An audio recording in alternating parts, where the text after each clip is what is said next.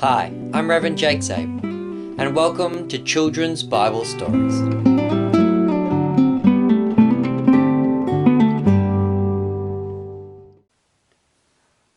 Alright children, for our Bible story for today we're going to do the story of the Annunciation of the birth of John the Baptist.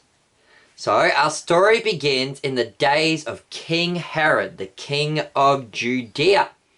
And there was a priest named Zechariah.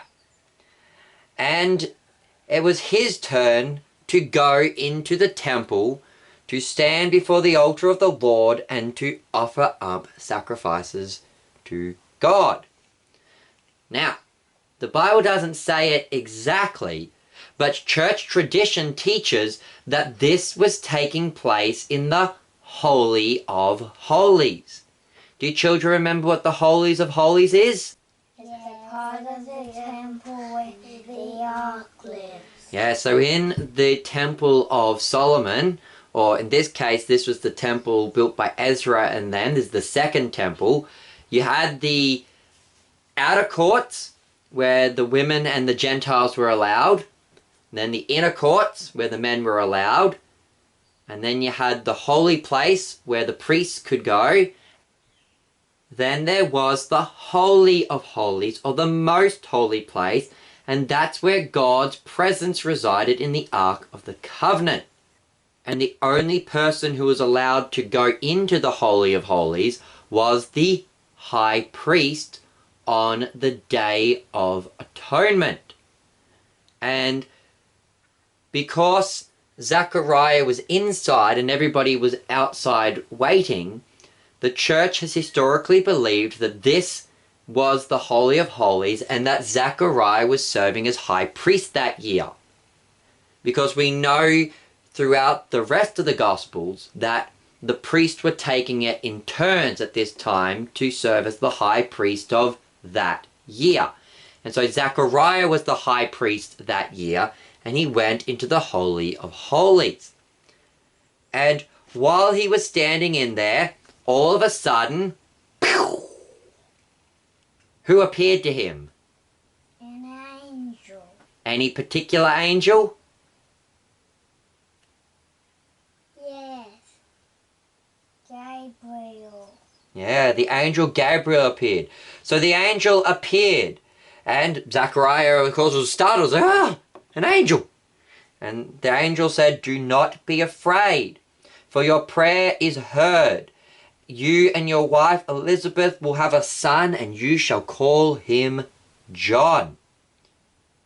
Now, Zechariah and his wife Elizabeth, like Abraham and Sarah in the Old Testament, were really old.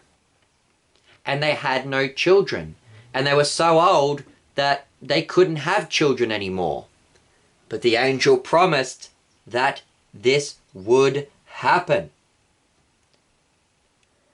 But Zechariah, he said, How is this possible? I'm an old man and my wife, she is advanced in ages as well. We can't have children. And then the angel said, I am Gabriel. I stand in the presence of God, and he has sent me to speak to you and bring you these glad tidings. But behold, because you have doubted, you shall become mute, and you shall not be able to speak until these things have taken place.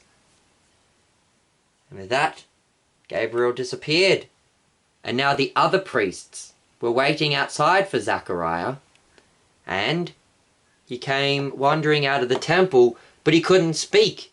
And he made signs at them, so he tried to use his hands to try and explain what happened, and they realized that he must have seen some vision or angel or something while he was in the temple. And so, after that, Zechariah finished up his service in the temple, and then he went home, and his wife Elizabeth got pregnant with John the Baptist. And now there's one other important piece of this story that is important, because Children, on what day of the year do we celebrate Christmas? The 25th of December. Now, we don't know exactly what day Jesus was born on because Scripture does not say. Now, there are some silly unbelievers that think that Christians only celebrate Christmas on the 25th because we are copying the Romans, either the winter solstice or the feast of Saturnalia. However, neither of those feasts takes place on December 25th. And actually, the feast of December 25th goes back to the early church, and the reasons why the early Christians celebrated Christmas on December 25th had to do with this story of Zechariah. Because do you remember what day I said it was that Zechariah was in the temple? The day of Atonement. Yes, and we know roughly what day the Day of Atonement was. And so if we had Zechariah serving in the temple on the Day of Atonement, then going home, assuming that his wife Elizabeth got pregnant straight away, then we count 9 months later to June 26th, which is then the birthday of John the Baptist. And, as we're going to learn in our next story, John is 6 months older than Jesus. So 6 months after June 25th, 26th is December 25th.